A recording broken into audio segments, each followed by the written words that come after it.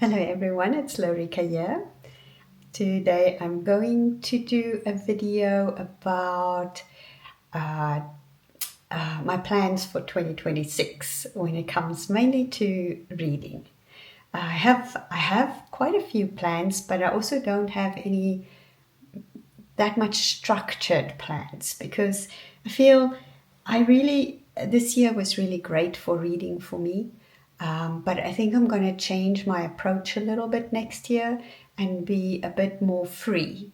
Um, I like reading challenges and joining them, but I find as soon as I sign up for something, I get a little like, uh, I'm not sure. It just feels like, okay, now I have to read this. And as soon as I have to do something, I lose a little bit of interest. So I decided to keep it more open and free and then see where that goes. Um, so what I've decided to do is I created a reading challenge for myself on the story graph, which I'll link below. If you're interested in looking at that, I'm not doing a book like it's for the year and there's 12 books, but I can read any book any time of the year. If I want to read two books one month and none the next month, it's okay. As long as I get these 12 books, which will be the what I really want to read, and then through the year I can add things, do some other reading, what I feel like doing. I have picked the books according to what I've talked about before is my reading, can you say it, a literary reading plan that I have? And it's this here. So I've gone through this before. I'll also link it below, a video that I made about it. And most of these books connect with Gothic. So there's the four areas are Gothic, Brontes, magical realism, and South African writing. So I have probably most of them is in the Gothic, but they are from each one of these.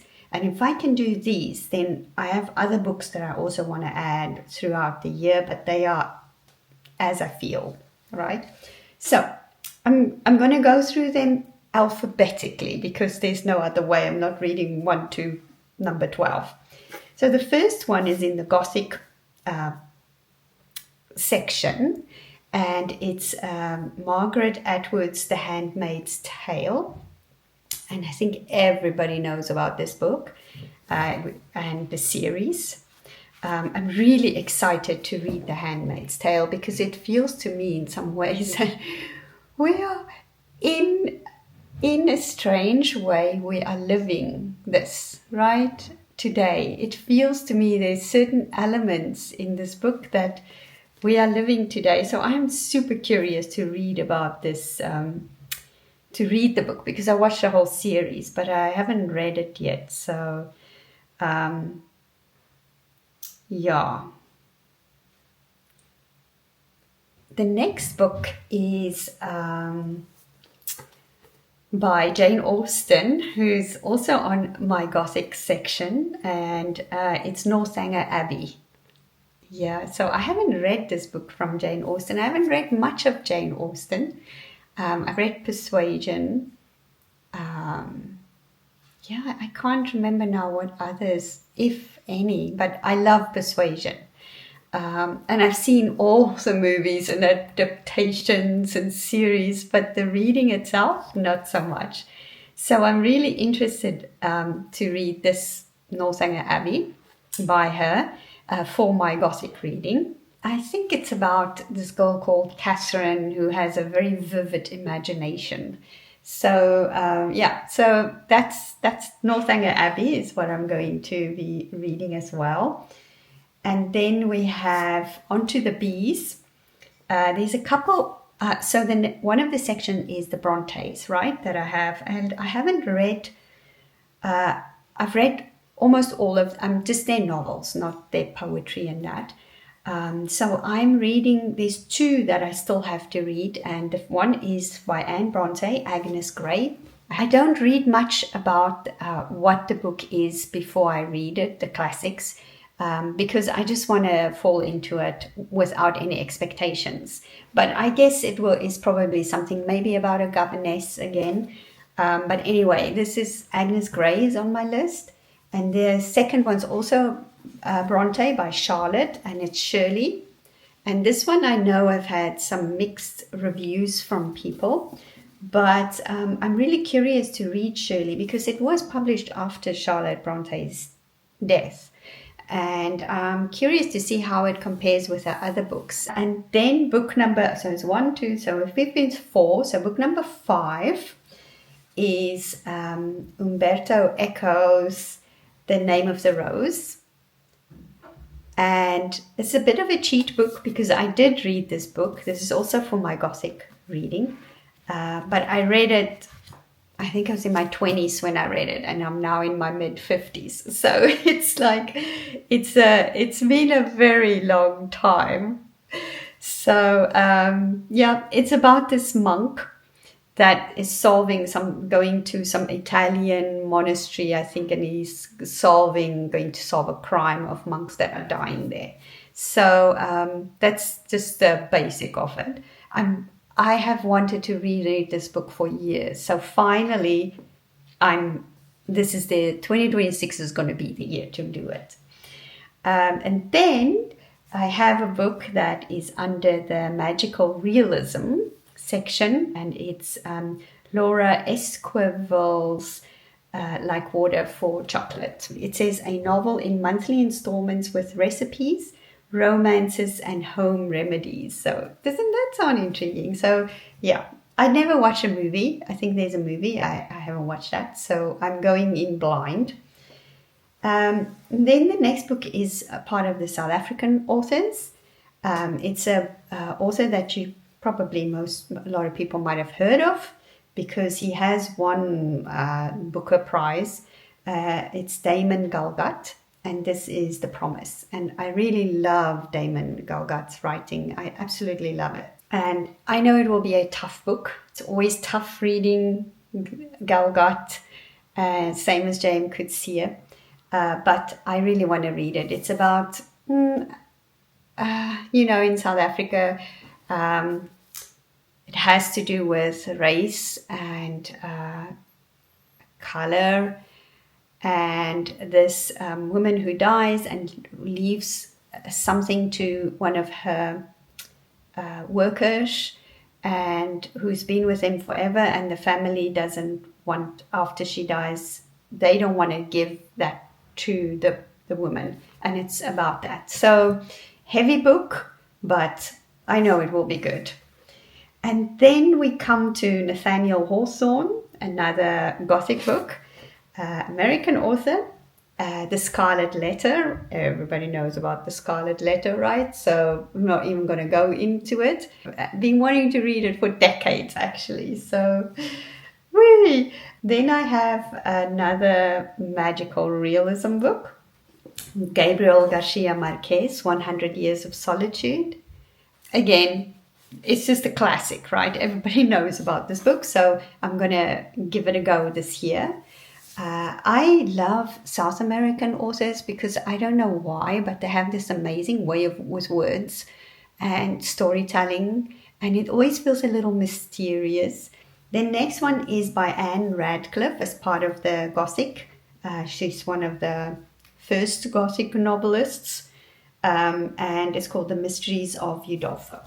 Written in the 1700s. 2 more to go. So this will be book 11. It's a small one, and it's also an old one by Horace Walpole, and it's The Castle of Otranto, which is, I think they said this is something like one of the first Gothic or the first Gothic book written. I'm curious, especially with the older English kind of style, right? And finally, this is a newer book by Sarah Waters, The Little Stranger, Gothic, under the Gothic literature. I've read quite a few books of hers. I haven't read this one. Those are the 12 books that I want to read for next year. That is like my kind of reading challenge for next year, and I will link below. But then, like I said, there's so many other books that I also have that I want to read. And I also want to get into quite a bit of nonfiction because I love it. Love nonfiction. And I figured to do, because I'm interested in the Brontes, I want to read some of the Brontes about the Brontes. You know, like I like to read about authors and about artists and creators and just how their lives, what they think. So I have I've got 3 Bronte books that I want to work through next year. The first one is really famous. Everybody's seen it, and it's called The Brontes by Juliet Barker. That one I'm just work through. There's no time limit. I'm just planning on starting it pretty soon and just make my way through it. And the second one is, I think I'm really intrigued by this one. It's by Muriel Spark, and it's called The Essence of the Brontes. And it's Muriel Spark writing about the Brontes, the sisters.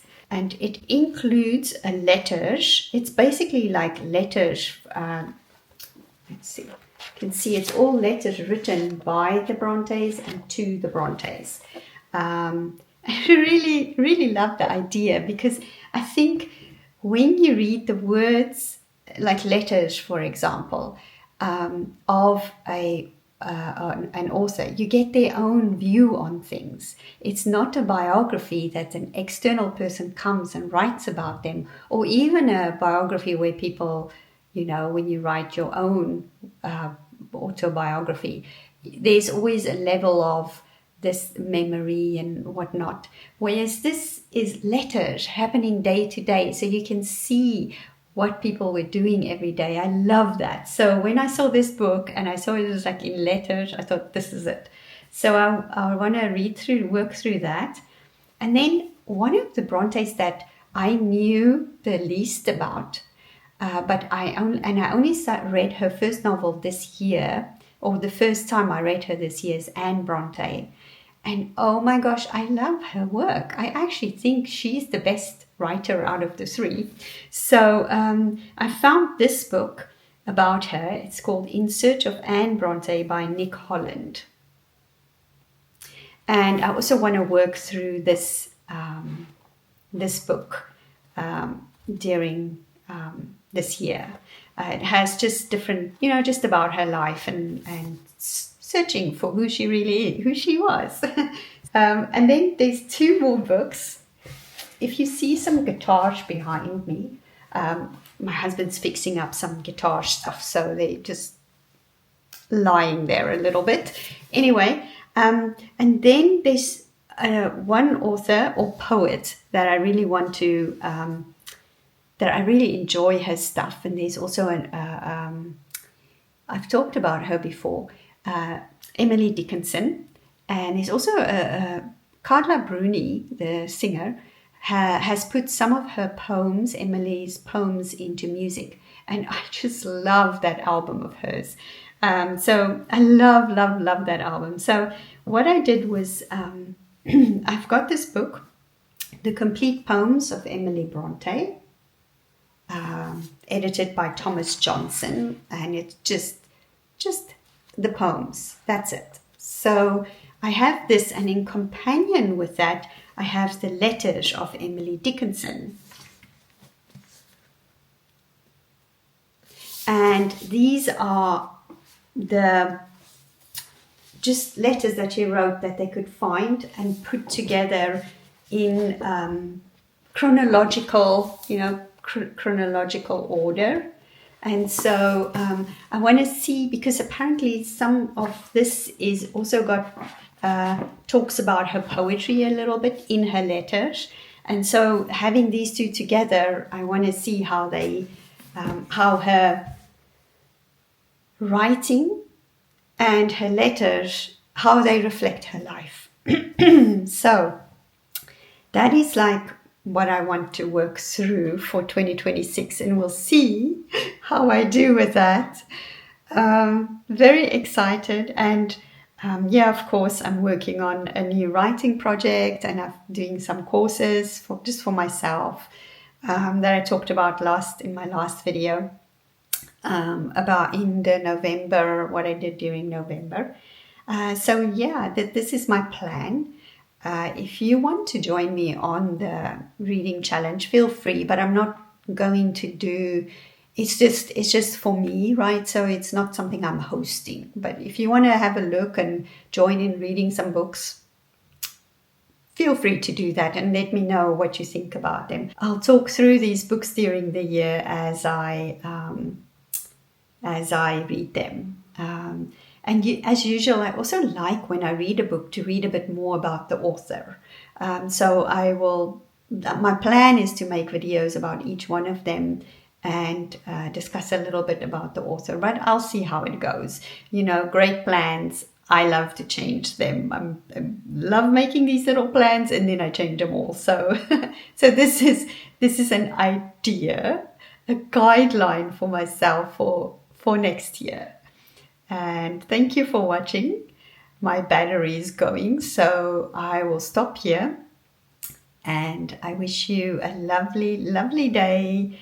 And I'll speak to you soon. Bye.